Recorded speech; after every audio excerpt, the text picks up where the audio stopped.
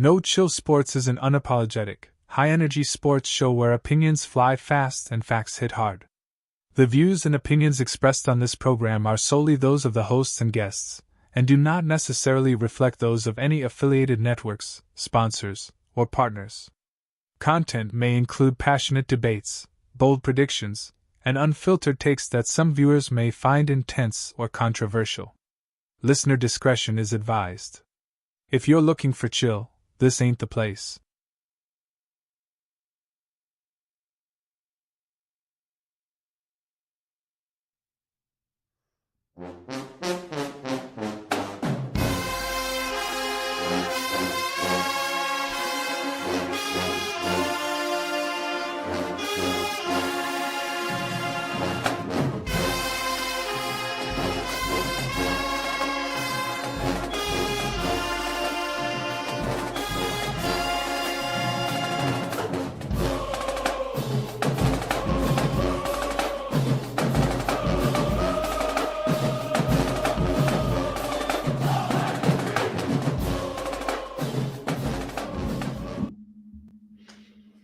Hey, welcome back to another hot episode of HBCU Hour.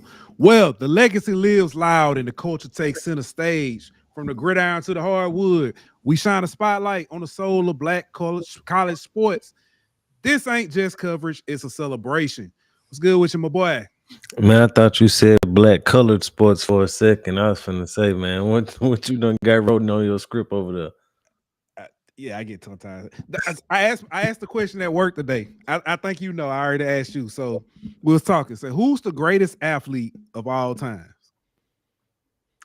People were giving their answers. It was like, one dude said Reggie Jackson. Dude said Dion. Somebody else said, dude said, I don't know. I'm gonna go with Dion too. I said, all y'all wrong. I was like, what? Who? I said, Harriet Tubman.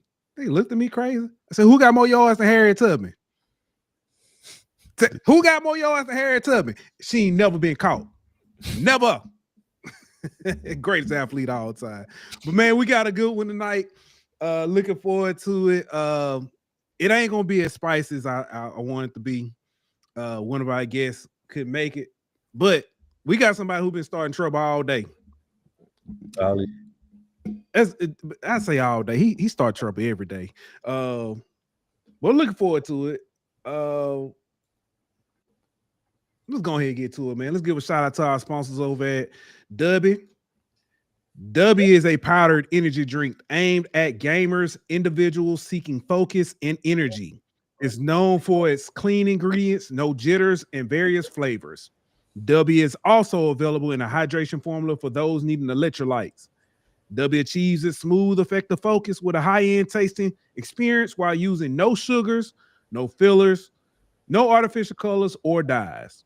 Try Dubby today by scanning the QR code that you see on the screen or visit them at the website bit.ly/NoChillDubby. Dubby, your taste buds' favorite energy drink. Like I said, he been causing problems all day. He been starting it up. We got Miak Markham in the building. We couldn't let him come along. We had to bring somebody to kind of keep him under wraps. So we had to bring, y'all know him from that episode of That's My, but what's going down episode of That's My Mama. Representing for North Carolina Central, our good man, Josh Sims Sr. Fellas, welcome back. Thanks for having us. Fellas, what up? What's going on, man? Nothing going on. All right, so our man Zach, he already asked, so you know what I'm saying.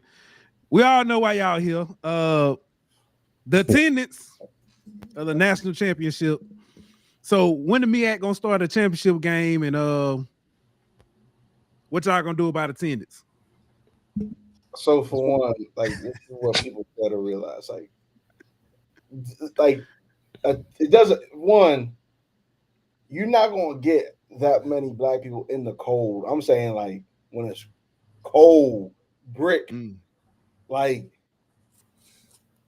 40-mile-per-hour wind gusts, at 40 degrees cold. You're not gonna have 20,000 people in the stands cheering, you know what I'm saying, band blazing. The band not even going to play. Hell.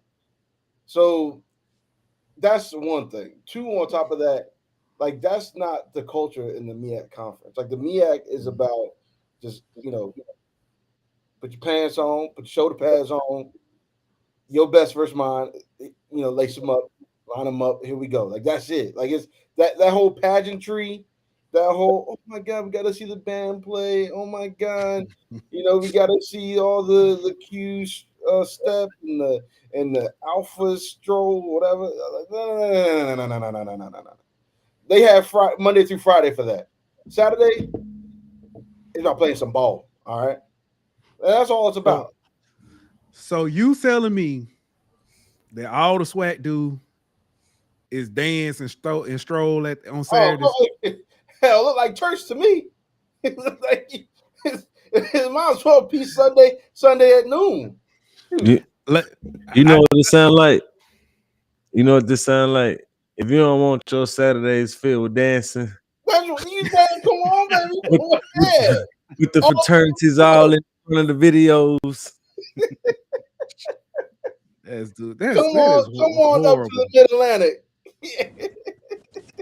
I can't believe you said, Josh. I'm glad you're back. Listen, Bankston said that all the SWAC do is dance and stroll on Saturdays and play in the band.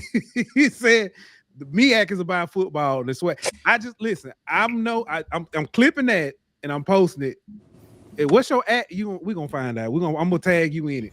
Look, he hit him with the Suge Knight, man. If you tired of your video, the band out in the front of your videos, dance. Come on over Look, man, y'all gotta excuse my brother. Y'all gotta excuse my brother because what he is essentially saying, in theory, there's some truth to it though. Not to the dancing and all of that other stuff.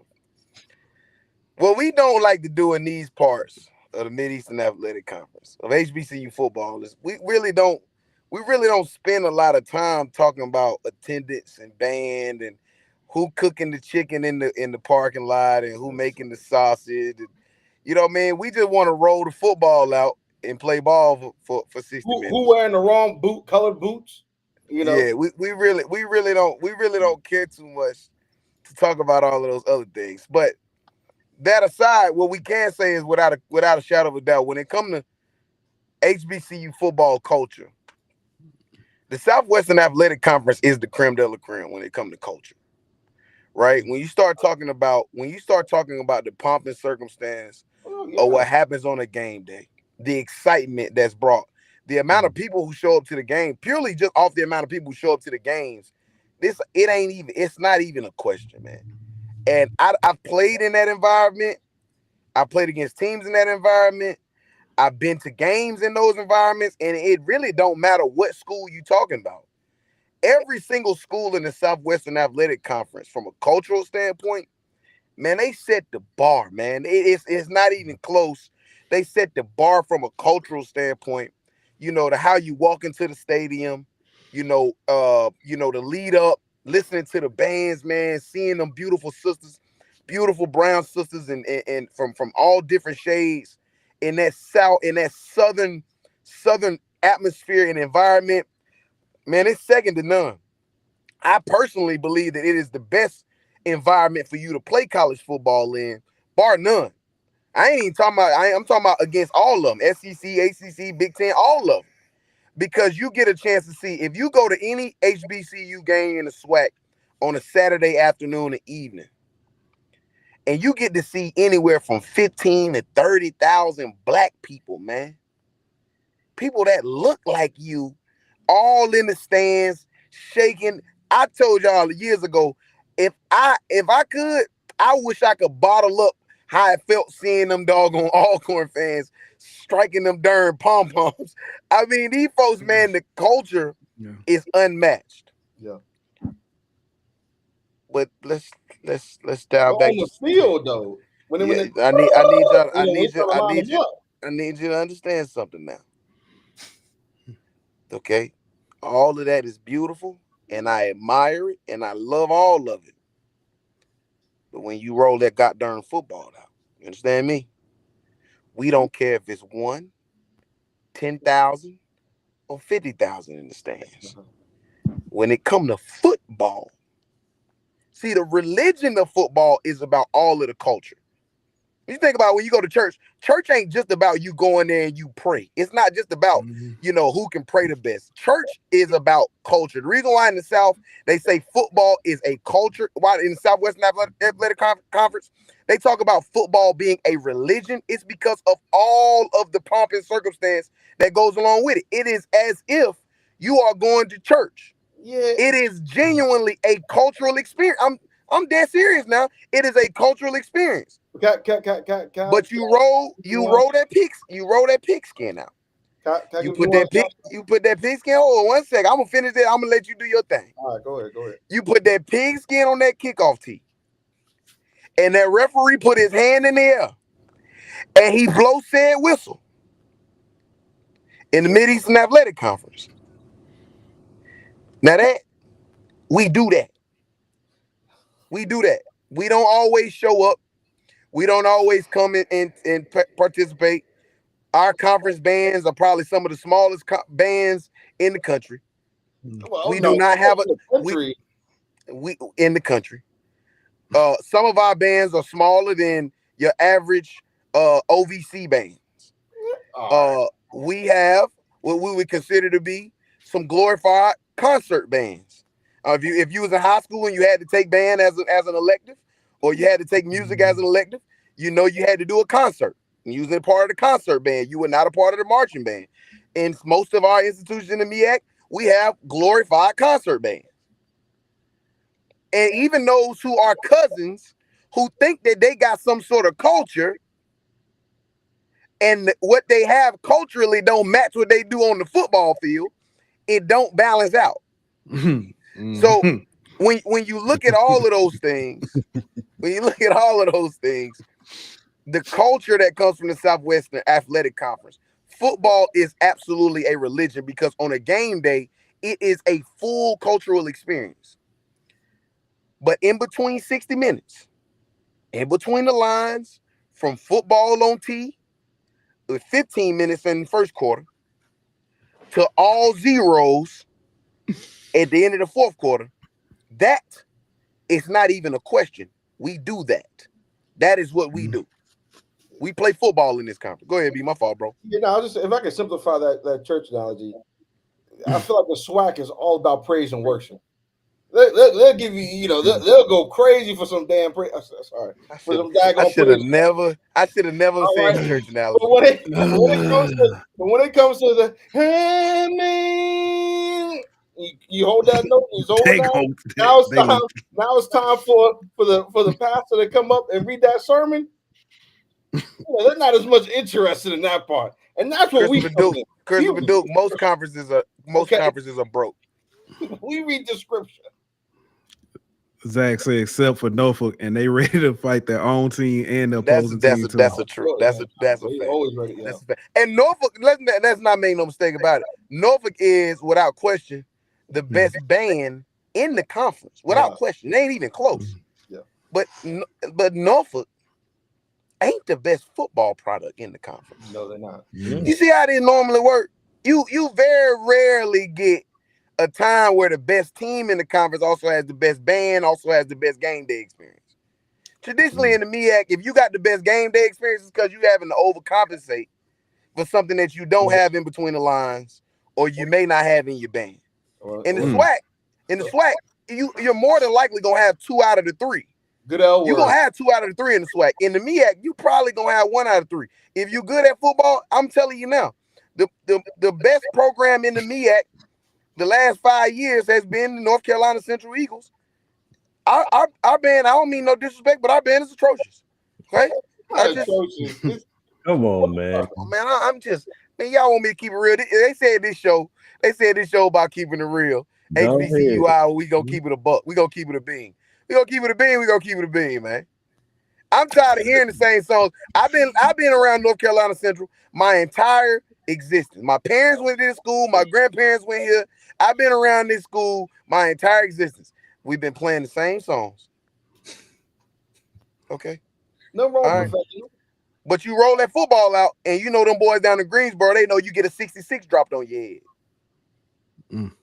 A 60 bone dropped on your head. I don't mean no disrespect. I'm just saying. Yeah. You're right. We keep it real here till we start doing them schedule predictions. But we're gonna get there. We're gonna get there. Y'all really don't want to go no schedule predictions tonight, though. We do. Y'all really don't want me to tell y'all what I really, really, truly believe. But I just keep that to myself. But we gonna go ahead and get started. It was an interesting day. Hearing all the reading all the conversations about why people do and don't come to games and stuff. It's funny. The church analogy was great. I personally just feel it comes down to it's a cultural thing. Football's not. I mean, I get it. The MEAC is not the North per se, but it's a different. It's just different. It's different. But let's do this before we go forward. We got to go back. Last season, Banks. It's fair to say that Morgan State, in my opinion, I could be wrong. Morgan State took a step back. Y'all were, I think y'all were on the brink of being since Celebration Bowl the year prior, or at least closer to it. And last year it was not that. Tell us about your reflection on last year and your thoughts. Or am I completely wrong? No, I'm not gonna say you're completely wrong. I think a step back might be just a tad harsh given our history over the last 10 years, which I'll be honest. We've been at our lowest point over the last 10 years, but until the coming of Coach Wilson, we steadily increased our winning. I would definitely say the anticipation of our expectations going into the season was not met. That's for sure. And ironically, we all know why.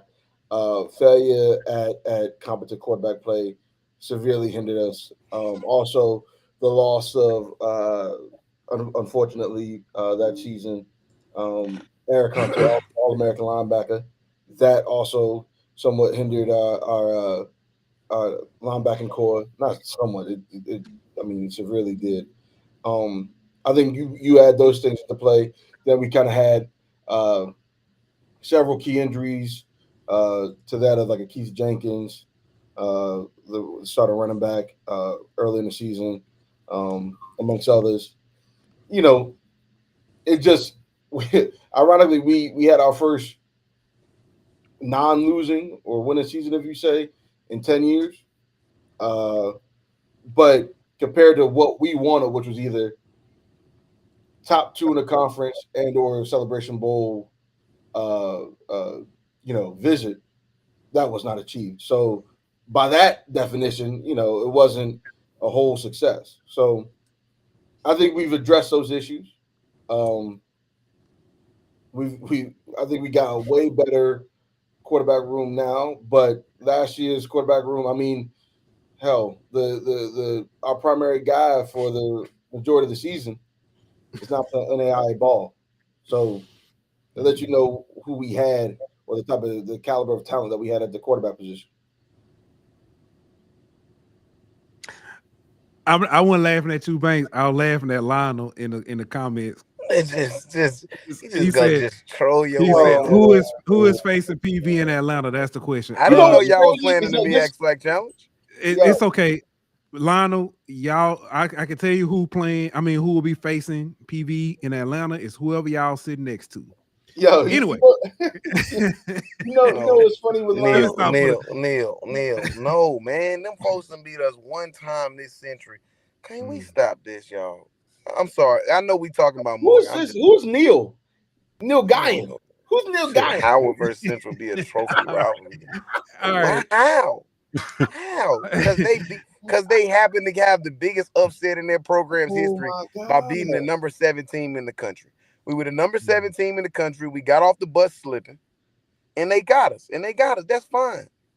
But what happened to them last year when we? What's happened to them to the vast majority, the overarching majority of the 2000s, ladies and gentlemen? We came to Division I in 2000 and 2010. Okay, ask me what Howard has done for them to be able to say, I don't mean no harm against Howard. I'm just saying they're not a rival. They got bigger fish to fry. They got them as a rival. They got to figure out how to be able to get back on the winning side against Morgan State. We talk about Morgan State. Here's what my analysis is, Poe. Well, I'm going to just keep it real. Morgan State took a step forward as a program last season. And here's why. You got three barometers as to why I say that. First, Morgan State for the last 3 seasons has been a possession or 2 away, or possession and a half away from beating an FBS program. 3 seasons. Possession or a possession and a half away from being an FBS program.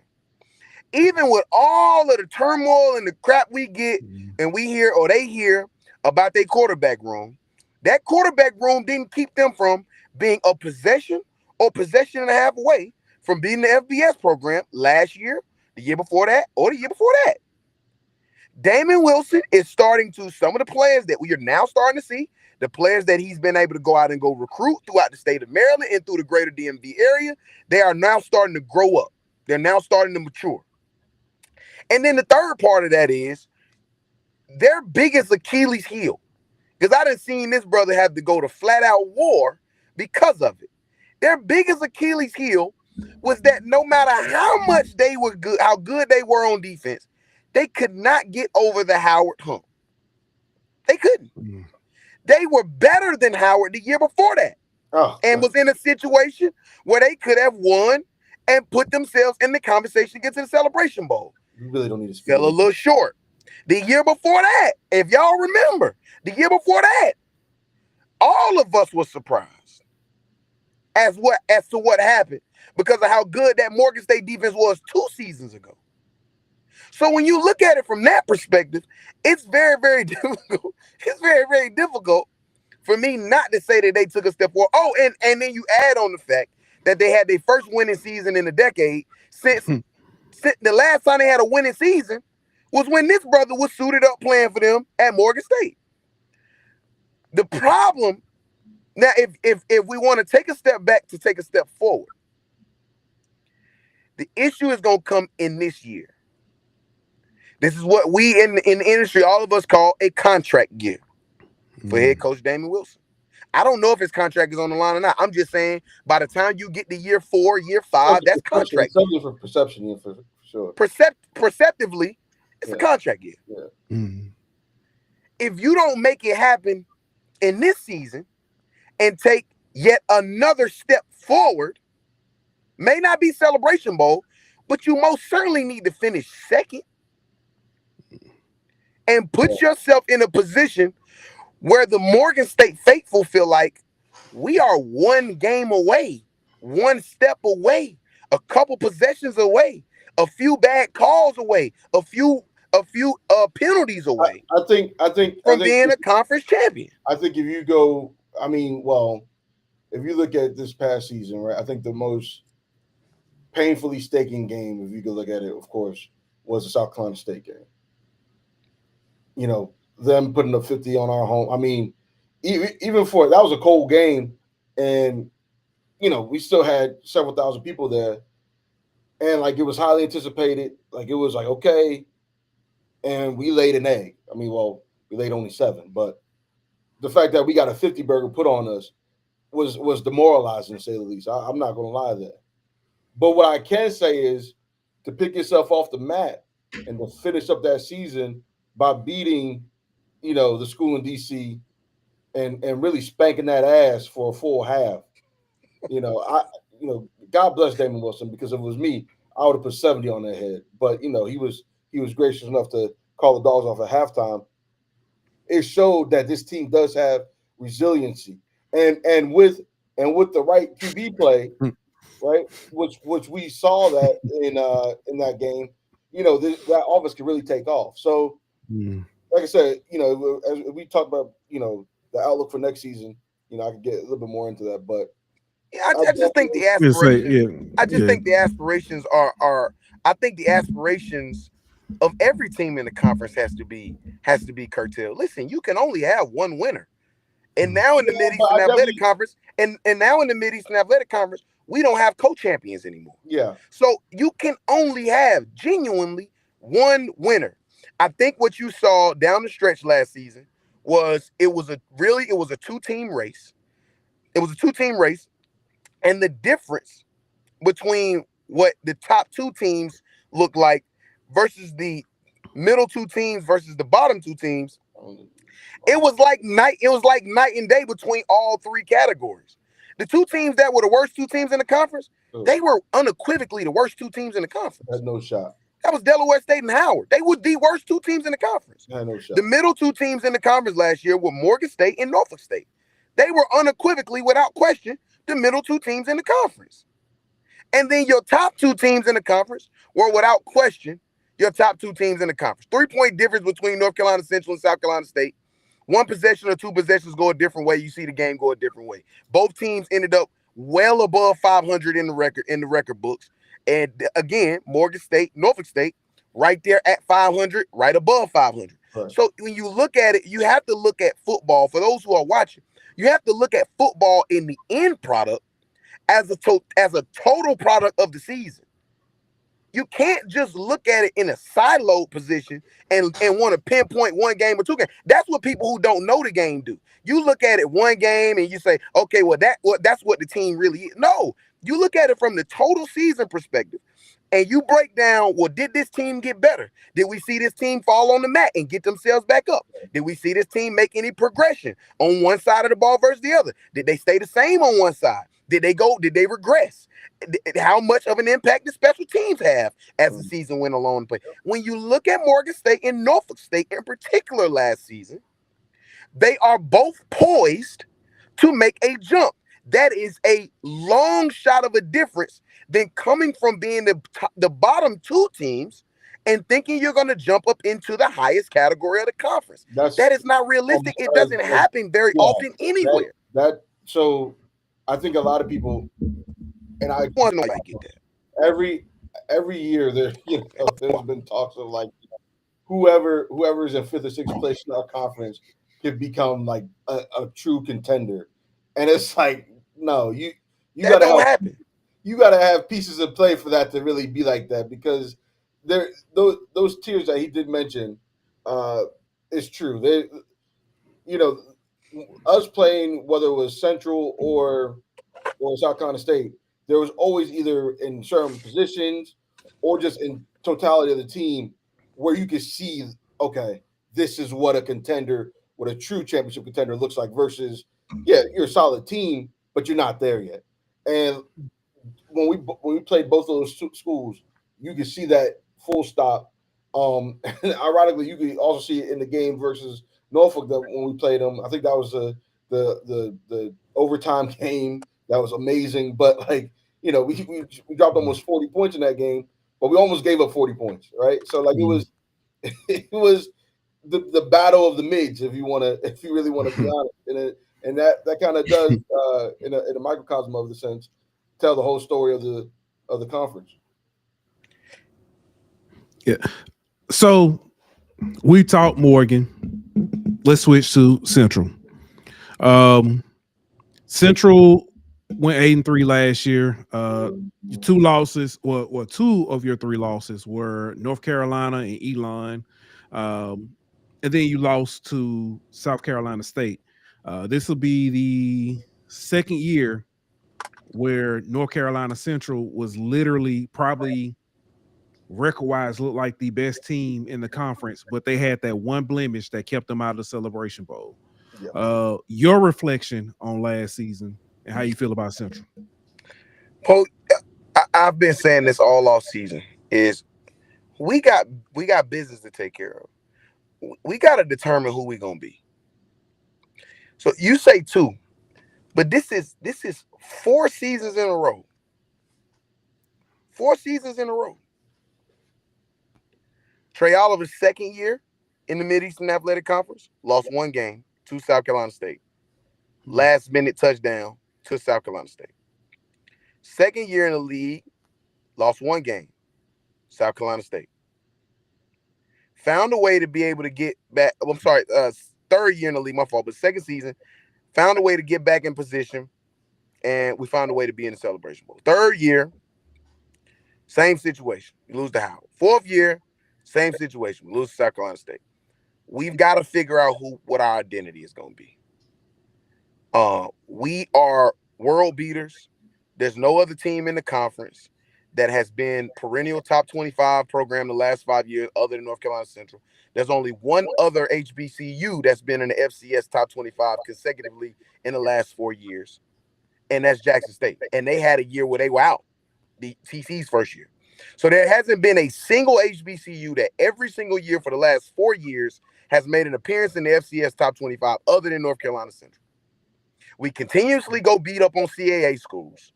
We continue to keep leading the country in offensive statistics. We continue to keep being a above average defense, pretty good defense, above average defense. Time will tell what we're going to be this season under new defensive coordinator. We've had 2 quarterbacks in a row that have been what we have not been used to in HBCU. In HBCU, we're not used to seeing programs keep players around, keep quarterbacks around, and develop quarterbacks and have the next quarterback ready. We're not used to that in HBCU. Let's tell the doggone truth. And that's the reason why it feels so unfamiliar to people. And it's the reason why some people aren't willing to tell the truth and shame the devil. We're not used to developing the quarterback position in HBCU football. Let's keep it real. This program's ability to move seamlessly from Davius Richard to Walker Harris was something we have not seen in HBCU football continuously, consecutively, and consistently. Let's just keep it real. But what we also have not seen in HBCU football is a team be the best team in the conference and continue to keep falling short. When the school down the highway had they run, and God knows, God be more loving, you know I don't want to give them no love here. But when the school down the highway went on a run, they found a way to go on a run. It is what it is, man. You call it what it is. I can say everything I want to. I can talk about them all I want to. I can say what it is. It is what it is. When they went on their run, they went on a run. They found their way in the national championship, in the Black College National Championship for years in a row and consecutive years. And they may have had some trip ups and some slip ups, but it is what it is. It is what it is, man.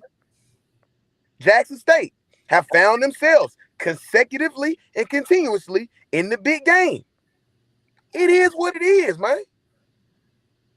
So what we have to do is we got to take care of business. When the expectations are high, you got to come through. I felt like last season was, again, another good season. You can't pinpoint up. We got the most wins in the MEAC, overall wins in the MEAC in the last 5 years. Nobody has won more football games in the Mid-Eastern Athletic Conference than North Carolina Central in the last 5 years. Nobody. That's annoying to hear. Nobody. Last 4 years, I'm sorry. That is annoying to hear. I know it is, brother. It's okay. But we got to get over the hump, man. And so I am optimistic. With about 90% of this roster back, we only lost a handful of players, which is rare in the transfer portal era. Key players. Lost a handful of players. We lost the same amount of players last year. As a matter of fact, we lost less this year than we lost last year. And everybody and their mama said, well, that's it for North Carolina Central. Davius Richards done. That's it for North Carolina Central. And I told you, I said, guys, we develop quarterbacks up here at 1801 Fayetteville Street. We're going to continue to develop quarterbacks up here at 1801 Fayetteville Street. Our problem is us. We gotta figure us out. And we gotta figure out who we gonna be. I'm telling you now, after week 2, we'll be back in the FCS top 25. We should be in the FCS top 25 right now to open the season. But after week 2, after week 1 or week 2, we'll be back in the FCS top 25 for the 5th season in a row. what's going to have to happen as we go down the stretch, as we welcome, all of these other programs into town, we got to take care of business, man. That's all this boiled down to, man. We got to take care of business. And I have a tremendous amount of confidence in my guys. I do. I got a tremendous amount of confidence in my guys. But shouldn't I? Last 3 seasons, man, 27 wins in 3 seasons, man. 28 wins in 3 seasons. You're going to be hard-pressed to show me something better than that in the MEAC. 28 wins in 3 seasons. Only 5 conference losses in the last 5 seasons. We haven't had a season under Trey Oliver with more than 1 conference loss. We've only lost to 1 SWAC school. We've only lost to 1 CAA school in the last couple years. Lost to Richmond in the playoffs, so I'm sorry, 2. We have no problem going on the road and playing against anybody. We will play anybody from any conference at any time. We 1 swing possession away from beating UNC Chapel Hill last year. For those of y'all who didn't watch the game, go back and watch. We had ACC Chapel Hill on the ropes last year and was up and was taking it to them. So I'm not so much concerned about where Central is at right now. Again, 28 wins in 3 seasons, and you go back 1 more season according to that, it's going to be even more than that. But nobody in the conference has been better. But we also have not taken care of business. I just got to believe that this the year we do that. This the year we take care of business. So how you gonna get over the hump? I mean, obviously Trey Oliver knows how to win the conference. He's shown that he can put together a team, develop them, coach them up, and make the right decisions throughout the year to win the conference. How do you get back to that with this team? Sometimes in the MEAC, and it's how the cards get played. It's how the cards lay out. What you hope is that, and I genuinely mean hope, and I'm one of the people, Banks know this, my parents used to make me read a dictionary when I was a kid. So I use words very, very intentionally, right? So I'm hopeful, genuinely hopeful, that because of how our conference schedule lays out this year, that those who the team that I've been most worried about, and that has been our Achilles heel, well, they got to come to 1801 Fayetteville Street this year, and it ain't going to be on no Thursday. It's going to be on a Saturday. We talk about game day culture. If you've never been to a North Carolina Central versus South Carolina State football game on a Saturday, and you find yourself in the Deep South and you're looking to come up 85, or maybe you want to come up 95, if you have never been to a North Carolina Central versus South Carolina State game on a Saturday, I would urge you, look at your calendar, look at your schedule, see if you got some days off from work, maybe you can make it a weekend, and come up to 1801 Fayetteville Street, Durham, North Carolina, 277. I forgot what the zip code is. I ain't gonna act like I remember. But come on up to North Carolina Central or the South Carolina State North Carolina Central game day on a Saturday. The fact that we are hosting our Achilles heel, and they are, dog. They the thorn in our side, man. They the rock in our shoe. They the lump in our hat. They the wax in our ears, man. They are a big booger in our nose, man. They are. And until it is, when we at the crib against them, I feel a little bit better. When we got to go on the road down there to Orangeburg where everybody cooking your food and they smiling and they using all this, I don't know what they be doing down there, man. I think it's because they midway between Charleston and Columbia. Man, I'm telling you, man, it's something that be going on down there, man. I'm telling you, man, it's something be going on down there. So I think the truth is, and sometimes in the MEAC, for Central in particular, it's how the cards end up laying out. Yeah. This year I think we were dealt a good hand. No conference games on a Thursday this year, which is great. No quick turnarounds. No, we don't have to play 2 games in 5 days in 5 days this year, which is even better. Yeah. So we talked, and Banks, you mentioned earlier about the quarterback position and how that's hampered Morgan, or in offense and I guess in general. Do you foresee that being an issue again this year, or do you think that y'all have bigger fish to fry in other areas? I mean, I think if we're talking about well, it's two things. So if you're talking about the one that could cause the largest ruckus in a game, I would say that's still the most concerning. However, I do think, you know, like I said, the quarterback room that we have, I think right now is led by Kobe Masao, who dominated the school in DC last season, followed by the young phenom Ray Moore as well as Taj. Uh, you know, I think it'd be a lot better. I think that talent in that QB room from QB1 to QB3 is a lot more enriched. So that definitely makes me feel a lot better of what we have. And we also have another guy. He's a transfer from. He originally went to St. Francis, and his name escapes me right now. So my apologies. But you But said his name was? No, I'm not telling you. Don't worry about that. But I definitely think the losing of such a great player, the program's all-time leader and sack leader, and Elijah Williams. That's a crater-filled impact that we don't have anymore. But I definitely think the guys that we got throughout the recruiting cycle to fill kind of in his place are a tremendous get. I think along with another key acquisition coming back, like I said, Eric Hunter, All-American linebacker. Y'all can sleep on him all you want. That's Defensive Player of the Year. Okay, we will have back-to-back Defensive Players of the Year. And if you think that he lost a step or you don't think that he's good anymore, okay, sleep if you want to. I think also our running back room is the best that it's been since I was playing. You got two guys in Jason Collins and Keith Jenkins that are going to be back, 1A and 1B. I don't care which one is which, but that's a very God bless linebackers who got to deal with that. The core of the defense is a linebacking core.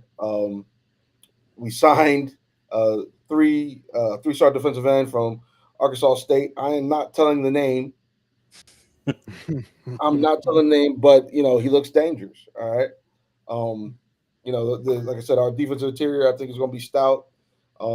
We did get some receivers that now, like, our entire receiving room is now not 5'6", 5'7" anymore. It's going to be 6'1", 6'2", 6'3" guys. Matter of fact, we got a receiver. Dang, I don't want to do it justice, from North Carolina. One of the best schools in the state. Is it I guess it's Mooresville? I might be messing up the name. Yeah, it ain't Mooresville. Mooresville ain't one of the best schools in the state. Yeah, I might be messing up the name of the school, but they just went to the state title, and he looked good in the state title game. 6'1", 185, runs a 4.4. So listen, there you go, Cameron Jones. Y'all look him up. Cameron Jones. Let me see what Cameron Yeah, Jones. Listen, I'm excited for him. All right, I'm excited for all Reeves. He went to Reedsville. He went to 1A Reedsville. Got you. Oh no, we're doing that. We're doing that. I'm just saying he went to. That's cool. Don't worry about it. Don't worry. He's a dog. Sure he went to say 6. Got him listed at 6'3", 184. There you go. That's it. He can run like a gazelle. So the point I'm saying is we got some dogs. All right. The O line. What if you want to say, like, we took a step back? The one thing I thought that we actually took a step forward in last season, and even though at first it seemed a little bit choppy, but as the season went on, it progressed, was the will of our O line. All right. And so now that they're going into a lot of them are going to their third season, so a lot of them are going to be juniors. I'm I'm very much so excited about what our O-line can do. So it's listen, it's Fans, you gotta know. Fans, you gotta know what you up against, baby. He do it every year, Bears. That's the funny part yeah. about I'm it. not. Yeah, listen, Like clockwork. Like clockwork. I'm not concerned. He got the one way or the other. They got to come up here this year. So with that being said, I'm excited for what we have to showcase. I think it's now or never. And I definitely think it's championship aspirations. Our season, the way it's set up, both from a non-conference and in-conference schedule, that's what it is. It's Celebration Bowl at Bus. So, that's what it is. Hey Gerald, make sure you approve my media credentials when we got to come up there to Big Bad Baltimore. Gerald, make sure you approve my media credentials, sir. Late November. And I want you standing beside me, Gerald. Late November. Yeah. So we pay y'all always late November. So No. Yes, we do. Last We time always pay y'all it's been late. October. Last time it's been October. No, it hasn't. Yes, it has. Okay, but it hasn't really. But like, does it really matter though? What matters? That yeah. Bro, y'all not right off the Potomac, bro. Y'all not right off the Potomac, bro. I ain't got to worry about the win that they have at. All right, bro. All right. Go. I was gonna know if you had one. Oh yeah, I was gonna ask Josh. We know about the offense. Obviously you're returning your quarterback, your signal caller. Who's shown that he could be, a good quarterback in the MEAC.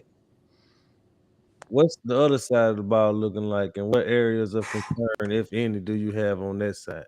Man, you know what?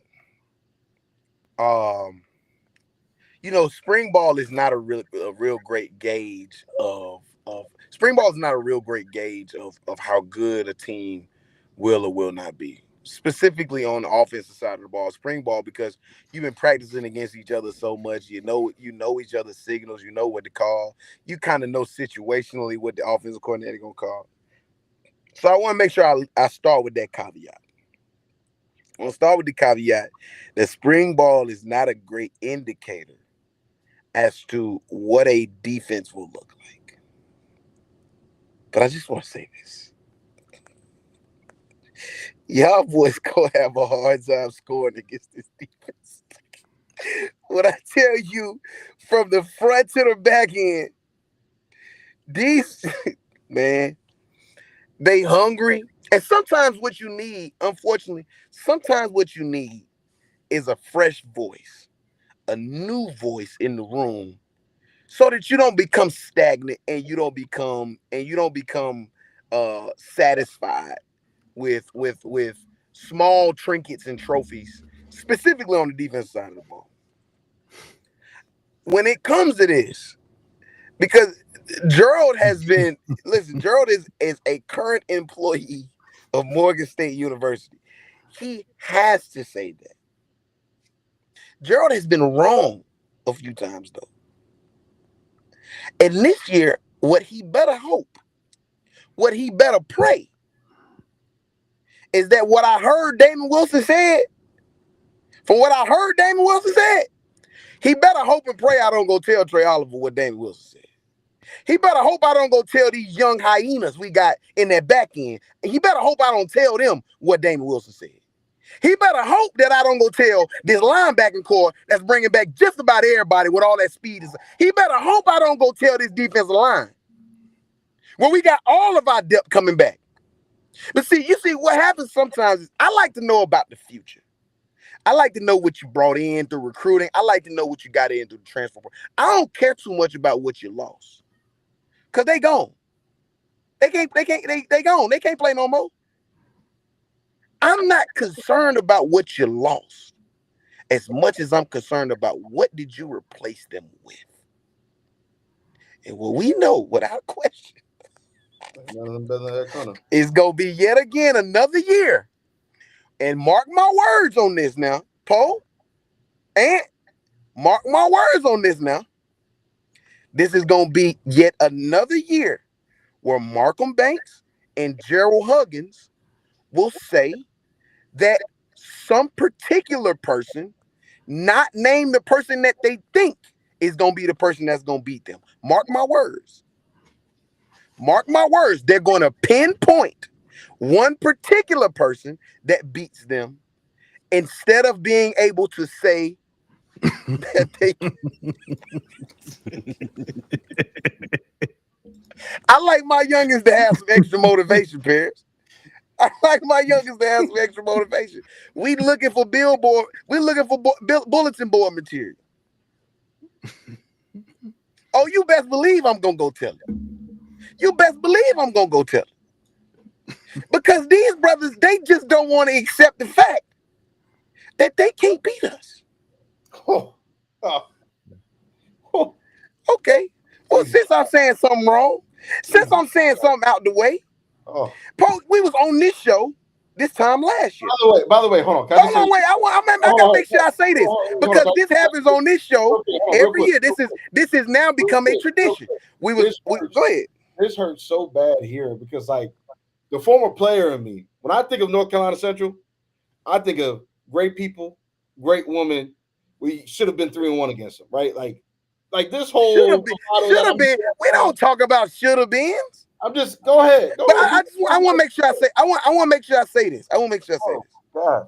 This has become a religion on this show. Po, you and Ant, man, y'all got a phenomenal show, man. This happens every year on this show. This is the 3rd year in a row. This happens every year on this show. I'm serious, man. I can't make this up, man.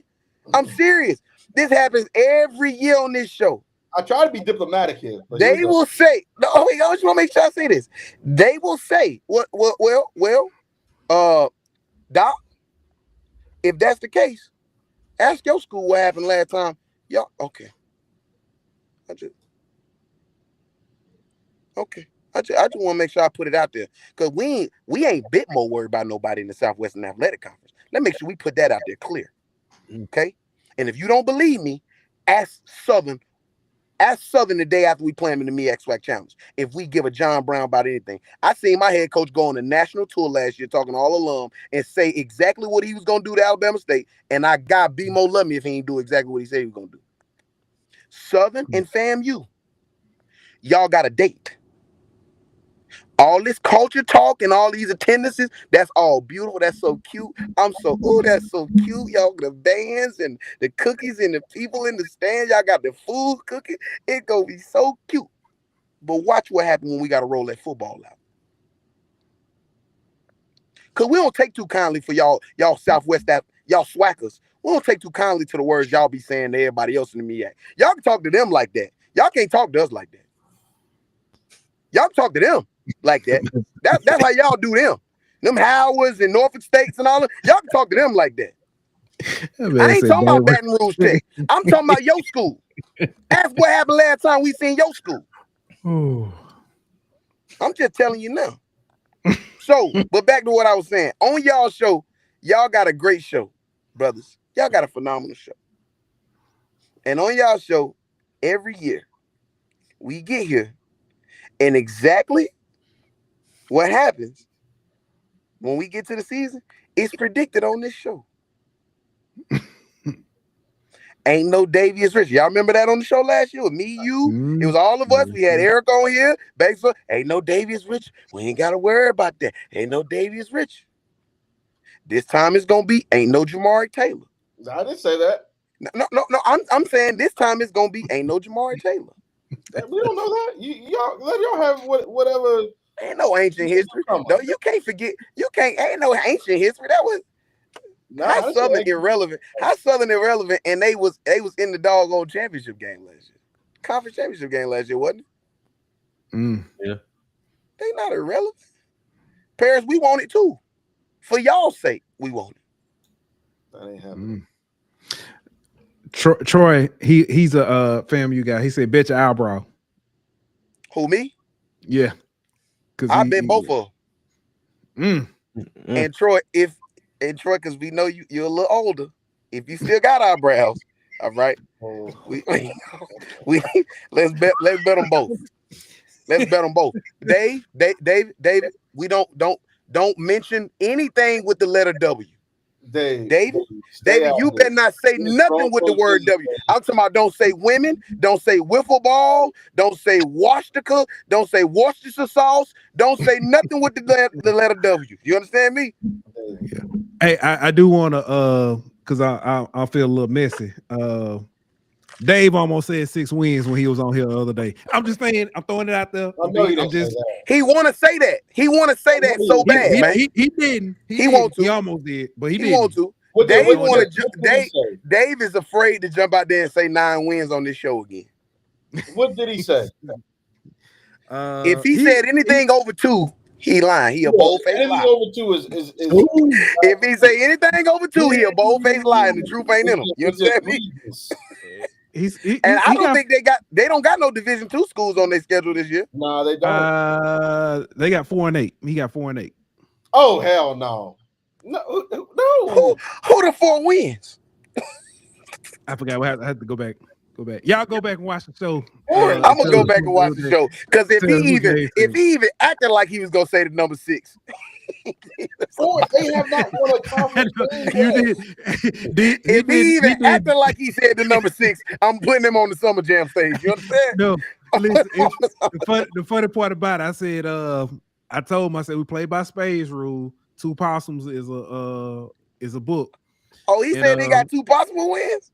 He had some possums, and who was the 2? Who was the Pooh? If you don't mind me asking, who was the 2 possible wins?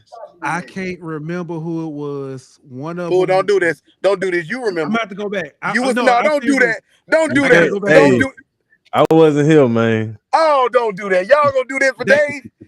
Y'all gonna do this for Dave? Dave will tell us. Because when he said, I said, okay, all right, that's how we feeling. All right, David, you in the chat. You in the chat, David. Who was the 2 possible wins, David? I will say, the teams he named were very realistic. South Carolina State. I was like, the 4. I know he ain't. I know he ain't say what I think. I know he ain't say what I think he said. I know he ain't say what I think he said. See, so I'm not. He did say he said there's a lot of possums. List them, David. List the possibles. Like he go to church like that. It's a lot. List the possibles, David. Go ahead. List the possibles. Who are they?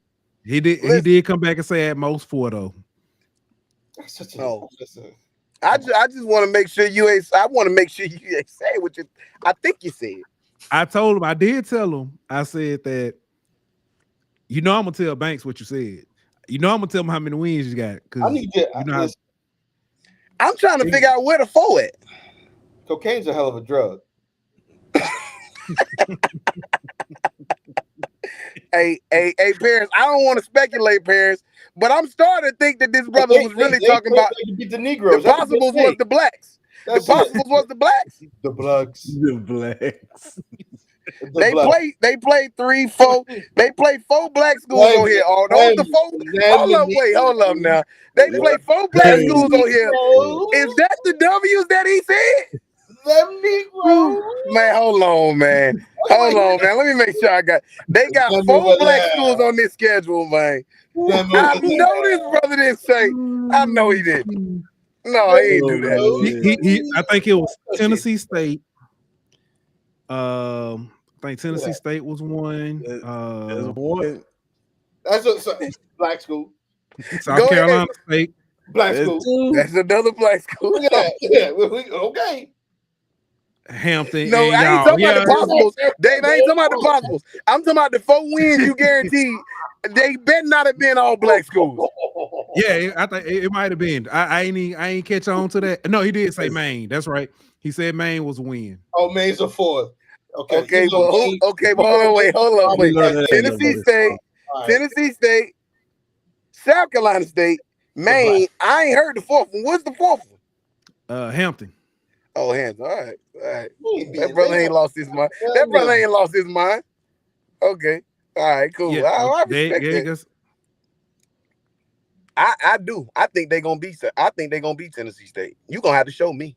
And I hate to even say that. It's making me throw up inside my mouth. That might have been what it was. It was them three, and then he had a bunch of possibilities, and I had to pull the spades rule out on him and count two of them as a win. No, they no. Was Elon Campbell in Maine. What? That's like that's three. That's 6 schools. That's 6 wins. No. Every 2 possums is equal 1. Then in the third possum that was what I said. Okay, we'll just say we'll count that as a loss. I'll let you slide on that one. Man, I tell you, man, all right. Okay, Josh, you're gonna be in the stands and not in the blues. He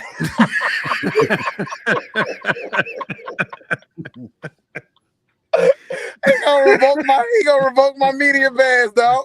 Hey, man. It's cold. Oh man, that's cold. Well, brothers like that, what you need enemies for? It's about that time. See who lying on here. Let's see. Josh, we're gonna start with you. Let you go ahead and talk about Central. And y'all opened up MEAC SWAC Challenge, taking on Southern in Atlanta. It's a W. Moving on, you go to New Hampshire.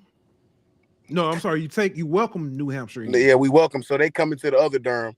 We went to their Durham and beat them there when they had a really good team. They not returning a whole lot this year. I'm not really worried about this New Hampshire team. This is a W as well. All right, then y'all go to Old Dominion. Man, as much as I want to, man, I got to say an L because I want to be consistent against FBS opponents. So this is L. All right, then you take on Fayetteville State. It's Division II opponent, man. We're glad to welcome them back to O'Kelly Riddick Stadium, but this is a W. All right, then you got the Aggie Eagle Classic.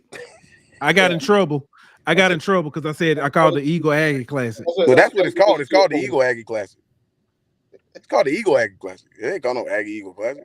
Hey, Josh. It's called the Eagle Aggie Classic. Josh. So that's another Division II opponent, huh? That's another Division II opponent.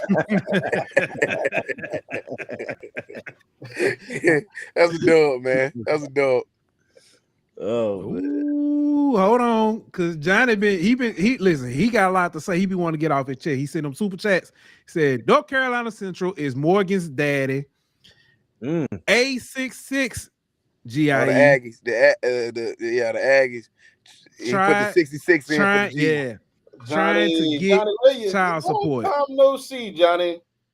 Yeah, shout out to OG. What up, OG? He played at Central. Hey, listen, Johnny Thornton played at North Carolina Central in the 70s, ladies and gentlemen. This is an old comrade, man, who played this game at North Carolina Central. And in the 70s, and in the 70s, if you got to go look at the 70s, see what North Carolina Central did to school down the highway in the 70s. That's all right, Johnny. You played ball. Still ain't old enough to get the Hey, listen, he been talking beige of trash too. Yeah, because they be in them. It's because the school down the highways, and I don't want to deflect. It's because they just be talking about everything. Then as soon as you want to talk about football, then they want to switch to badminton and hacky sack and air hockey. Losing to the guys in track. Yeah, man, they want to talk about everything but football. Yeah, but yeah, that's a dub though. All right, then next up you got. It used to be Texas A&M Commerce, but East Texas A&M. Yeah, we get on the road and take care of business. All right, then the eyebrow game. My favorite game. FAMU. My favorite game. This is my favorite game. This is my favorite game on the schedule. It's my favorite game on the schedule. It's about a year and a half too late. It was supposed to happen in December. 2 seasons ago, we were supposed to have it for the first time in Celebration Bowl history. We were supposed to have 2 ranked top 10 HBCU programs in the Celebration Bowl. We went to bed as the number 7 team in the country when we lost to Howard. I think we showed them exactly what it is. I think we showed them exactly what it is here. It's gonna be a close one though. I will say that. I think it's gonna be close. I think we get up out of there with a 3-point win. I believe in our kicker. I think our young kicker can get us out of there with a W. That's right. It is. Yeah. Okay. All right. Next one.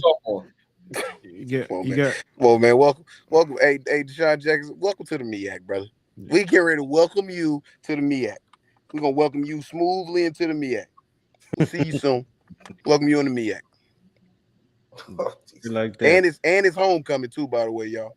Oh yeah. Then you got Howard. He's still he crashed his receiver court too. Yeah, they all 125 pounds. Put hands and feet on them little boys. November 1st on the road at Howard. Man, this is back to normal, man. You ain't gonna catch us slipping no more, man. It is what it is. They are who they are. Yeah, they are who they are, man. We back to normal. You know, they had a good season a couple seasons ago, but it's back to normal. It's W. It's BTA. This BTA right here. Yeah, that was back during Jim Crow. It's over with now.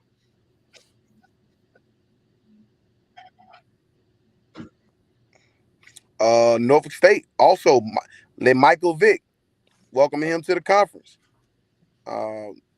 Mike got a lot of love and respect for you, but unless you running out there in the pads yourself with the number 7 on, BTA, brother, welcome to the MEAC. God almighty, bro. You know what? Until proven otherwise, I'm not giving us this one. Until proven otherwise. I'm not no sucker, man. You know what I mean? I'm not giving them this. I'm not giving us this one until we prove it. If we go prove it, fine. I don't have no problem with going on every single show and say I was wrong. I will gladly go on every single show and say I was wrong. But until we prove it, I ain't giving us this one. It's what it is. All right, then finally finish off with Morgan State. It'll be 13 years in a row. We're gonna take care of business up in Morgan. They're gonna be a good team, man. I will say that.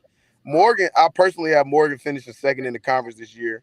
Morgan is gonna be a darn good football team this year, man. I think they got the quarterback room figured out, you know, but Morgan is gonna be good for letting games slip up out of their hand. And you know, they're gonna lose to one of the teams that's in that top tier. But I actually got Morgan only losing one conference game this year, man. I think that's to us. And that this game right here will be for the conference championship. All right. Banks, you up. Let's go ahead and see what you got to say.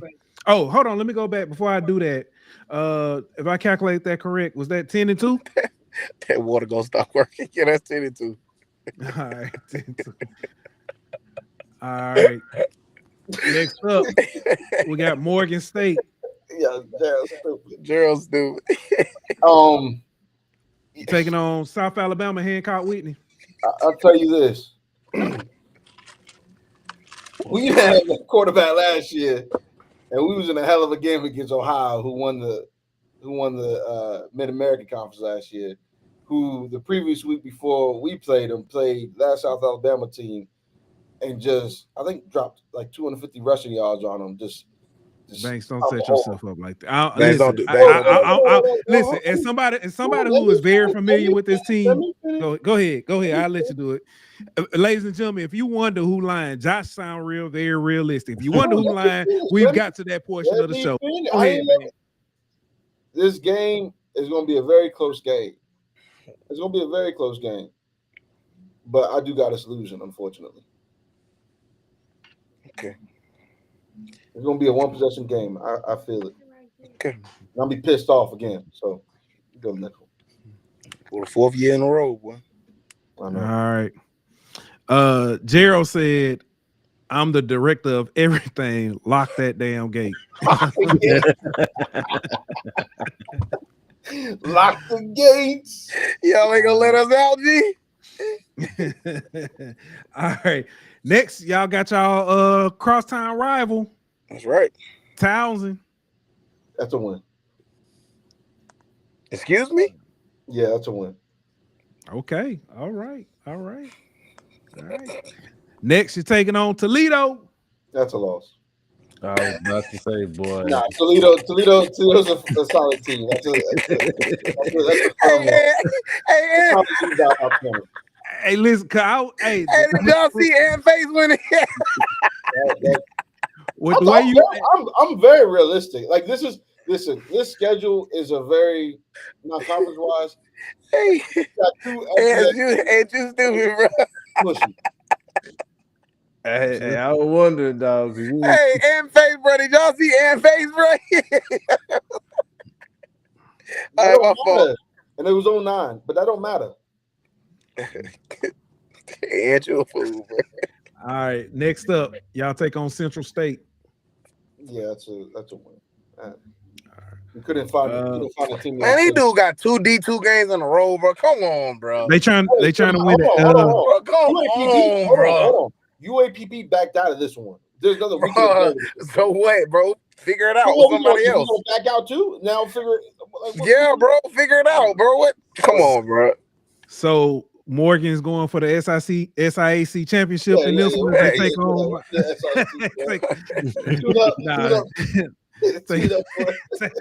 Take on Miles, the other team out of the SIAC. Yeah. I mean, we know that. Come on, that's it. I will say this. If this would have been last year, or if Coach Shade was still at Miles, I think this would have been a bit of a challenge. I'm not sure. I don't think Miles has it anymore because they lost a lot. So, and not saying that y'all still wouldn't have won, but this game is played. I think it plays out a lot different now. Yeah, we need like 1 or 2 possessions, maybe, possibly. But yeah, Georgetown, that's a dub. Beat them last time. We'll beat them again. Oh my God, bro! What? Bro, y'all got all, bro. Come on, bro. Listen. Now, this game right here, like I don't like. I'm not gonna lie to you. I don't. Bro, this is crazy, bro. This pisses me off. So we know that's a dub, but like, hey, bro, do y'all see that 4-game stretch, bro? Oh my God, bro. Hashtag keep guys healthy. I guess I don't know, but yeah, homecoming, Virginia Lynchburg. we got 2 homecomings in a row. We got the first one, Virginia Lynchburg. Then we got Morgan State, DC, and that's gonna be another one. That's an ass whooping for sure. Yeah, that's a thorough ass whooping. Thorough. That's blue pill 3 a.m. vibes ass whooping. Bruh. Sorry. South Carolina State, Banks. Goodness gracious. It's too crazy. Oh, in Orangeburg? Oh, shoot. I'm so mad the way we play. Like we didn't even come to play against them.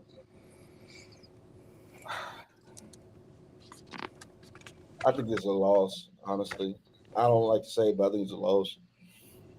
Then you go, you welcome me in Delaware State. Yeah, we waxing that ass. Come on. That's, sorry, D-Jack, but you ain't playing. Like there ain't no 4 threes on that field. She couldn't make it tonight, Paris. We're gonna bring on. I promise. He ain't worried about him. I know she. Yeah. Everybody excited for the coaches. The coaches ain't playing. Then y'all got Norfolk State at Norfolk. Hey, that's a childhood hero of mine. But we gotta initiate him into the conference. We finna whoop that ass. I'm sorry. We whooped that band's ass. We finna whoop that ass. And if Mike Vick gets on our way, we're gonna whoop his ass too. Like, I'm sorry. You know what I'm saying? Listen, I love you, but listen, business. You feel me? Yeah.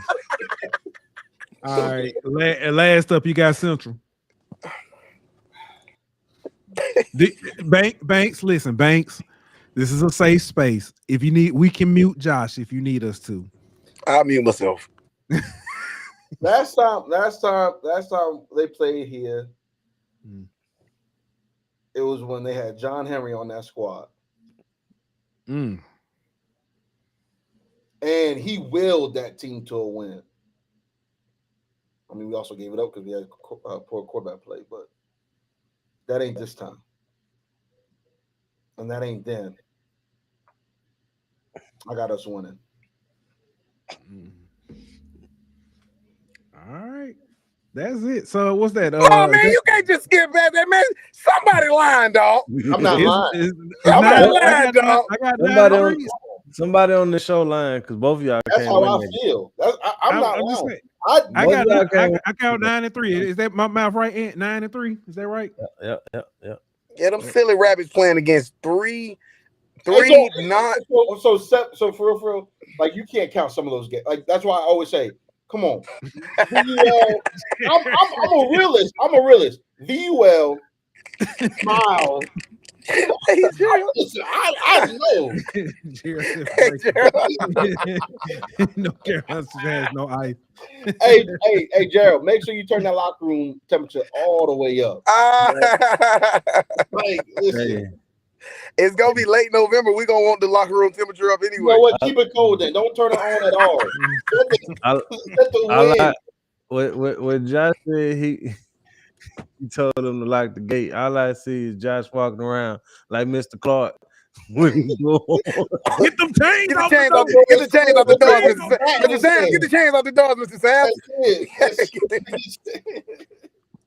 Gerald gonna be in there definitely saying, I'm the HNIC around this bitch. That's it, man.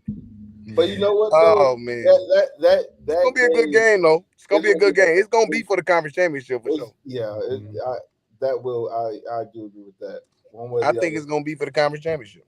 Yeah, I do agree with that. But we got to get them. We got to get them this year. Like I'm tired of this. This don't make no sense. Central's a good school and all. I respect, but god dang, like no. No mas. Let me ask this. Banks, Yo. what game you most looking forward to this year outside the Circus City Classic?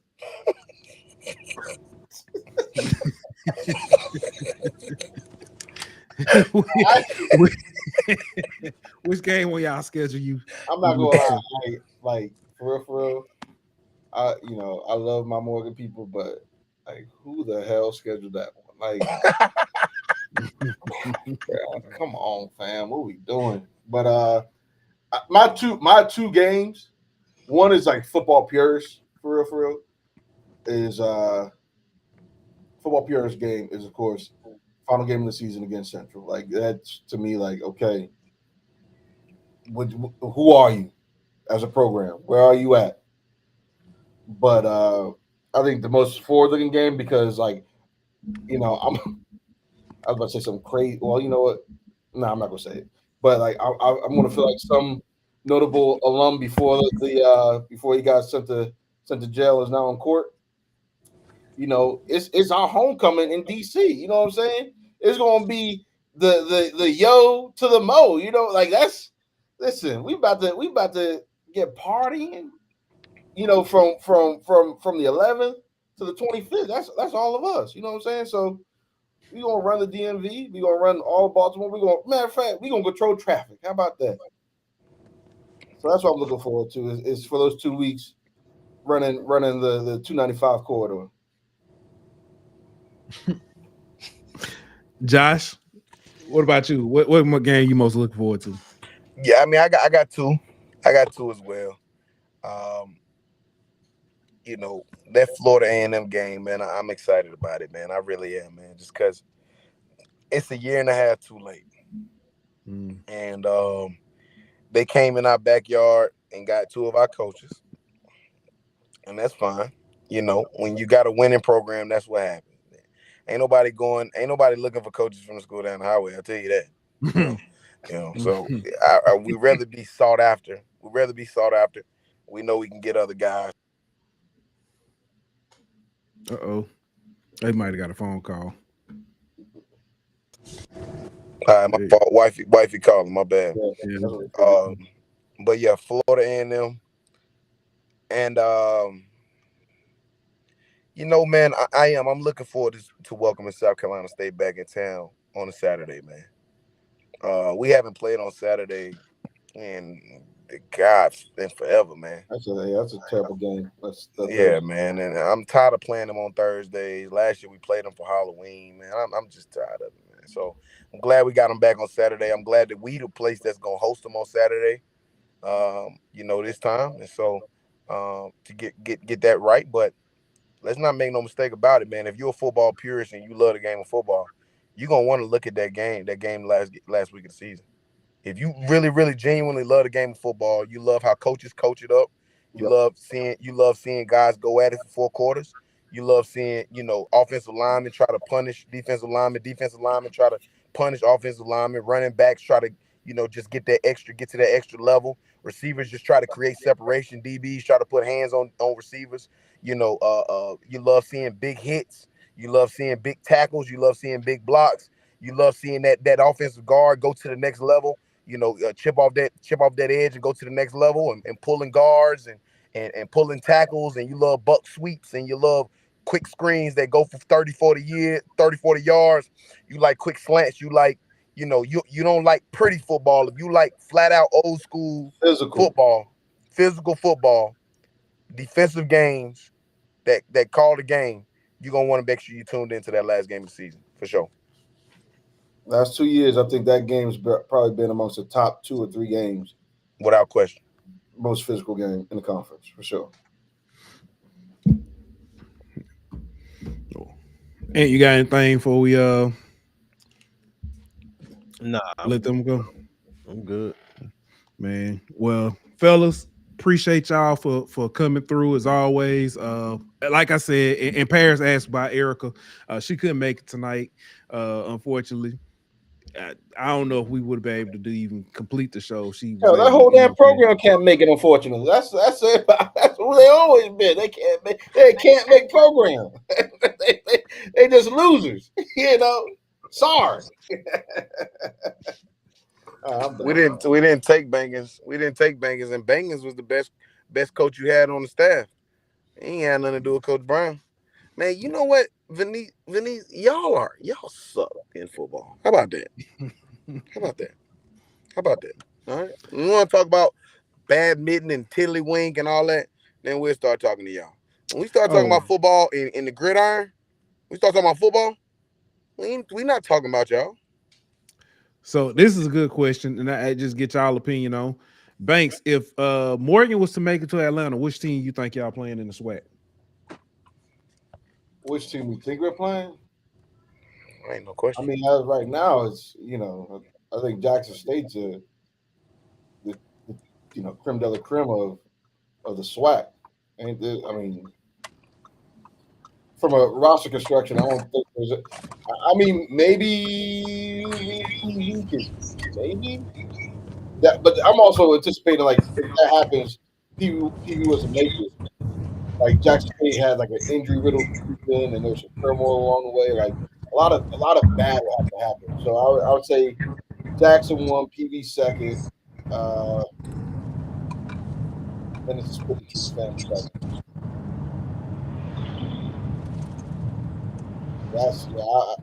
I'm Jackson probably number 1. That's what I'm expecting. All right, Josh, what about you? Yeah, it ain't no question for me. It ain't even up for debate. It's Jackson. That's who we looking forward to. Yeah, that's who we looking forward to. I think everybody that's when you look at the top of the MEAC, ain't nobody else looking at nobody else over there. I'm gonna keep it real. Yeah, I'm not. I mean, we ain't looking at nobody else over there. We know it's a tier. Yeah, it's a tier. It's not. And I don't mean no disrespect to no other programs that might be in that second or third program. That's Jackson right now. You're gonna be. I think it's Jackson and everybody else, and we look forward to seeing them in Atlanta. Our goal is to start in Atlanta and finish in Atlanta. We're gonna take care of business. We're gonna take care of our side of the street. Hopefully, they take care of their side of the street, and we're gonna give them what they want. That's what they want. They want to be able to go back and get retribution. We're gonna give them what they want. All right. Well, fellas, again, appreciate y'all for coming through. Definitely have to talk more during the season this year. And Paris said all disrespect. Yeah. We'll see you soon, Paris. Don't worry. Y'all take care of y'all side of the street. We're gonna take care of our side of the street. And maybe we actually end up doing this the way I always envisioned it. I have envisioned the Celebration Bowl being 2 top 10 HBCUs, 2 top 10 programs in all the FCS. We could be looking at number 4 so-and-so or number 5 so-and-so versus number 7 or number 8 so-and-so. I think the possibility is out there this year. I think the possibility is that we can mess around and have a top 10, maybe versus a top 15, top 20 team. I think that the possibility is out there. They're going to have a hard time trying to show me who's going to beat Jackson. I think PV going to have a good year this year. Don't get me wrong. I think Alcorn may take a step forward. I think they all going to have to prove that they can beat Southern down the stretch. Yeah. I don't think Grambling is going in the right direction. I don't believe they going in the right direction. I just don't. And Texas Southern is in the Red Queens race. They run in the circle. Alabama State can't figure it out. I think A&M is going to have the biggest jump in the conference, in the SWAC East at least. I think FAMU is going to take a step back. And I think Jackson going to do what they're going to do. And I think UAPB and Valley going to continue to be UAPB and Valley. That's my personal opinion. No disrespect to the coaches at UAPB and Valley, but somebody got to be the worst team in the conference, and they seem to love that spot. So I don't know. Yeah, the outpost. I don't mean no disrespect. No, I don't mean no disrespect. Yeah. All right. Well, fellas, again, truly appreciate y'all for coming through. We'll be back on Thursday. We have Alabama State, Alcorn State, and Tennessee State. So look forward to talking to them with G, Khalil, and our good man Zach. So we'll be back then, and till then, see y'all. And like that, we out.